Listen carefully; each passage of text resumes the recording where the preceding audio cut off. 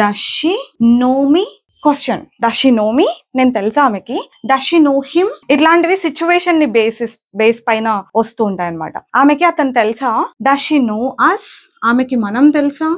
Does she know them, ఆమెకి వాళ్ళు తెలుసా. అగైన్ చెప్తున్నా కదా, ఇట్లాంటివి వాడతామా అంటే సిచ్యువేషన్ వస్తే వాడాల్సిందే. వేరే ఒక స్ట్రేంజ్ పర్సన్ ని పిక్ చేసుకోమని పంపించామనుకోండి, గుర్తుపడుతుందా ఆమెకు తెలుసా వాళ్ళు. చూసారా, ఇట్లాంటి సిచ్యువేషన్ లో వాడమా. అట్లా సిచ్యువేషన్ వస్తే వాడాల్సి. అతనికి అంటే హీ పెట్టుకోండి same. Does he no me, does he know her, అతనికి ఆమె తెలుసా. డస్ హీ నో హిమ్, అతనికి ఇంకొక పర్సన్ తెలుసా. అలాగా మనం పేర్లు పెట్టుకుంటే ఇంకా ఈజీ. ఇట్లా ఈ ప్రొనౌన్ తో కన్ఫ్యూజన్ లేకుండా.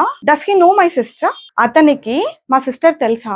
Does he no my father, అతనికి నా ఫాదర్ తెలుసా. ఇట్లా డూ యూ నో అంటే మీకు తెలుసా. Do you know my student, మీకు మా స్టూడెంట్ తెలుసా. Do you know my husband, okay ఆహా అట్లా మీకు మా హస్బెండ్ తెలుసా, ఓకే అలా అనమాట. Do you know my partner, okay ఆ పార్ట్నర్ తెలుసా, మా పార్ట్నర్ మీకు okay. Do you know my friend, ఇలా తెలుసా మీకు. Do you know, do you know, do you know. వాళ్ళకి తెలుసా అంటే డూ దే నో. నీకు తెలుసా డూ యూ నో, వాళ్ళకి తెలుసా డూ దే నో. నాకు తెలుసా వాళ్ళు, అలా డూ ఐ నో ఉంటుంది. ఆమెకు తెలుసా డస్ షీ నో, అతనికి తెలుసా డస్ హీ నో. మీకు తెలుసా ఇప్పుడు కాన్సెప్ట్ తెలుసా అంటున్నా. అర్థమైంది కదా. This is how it should be.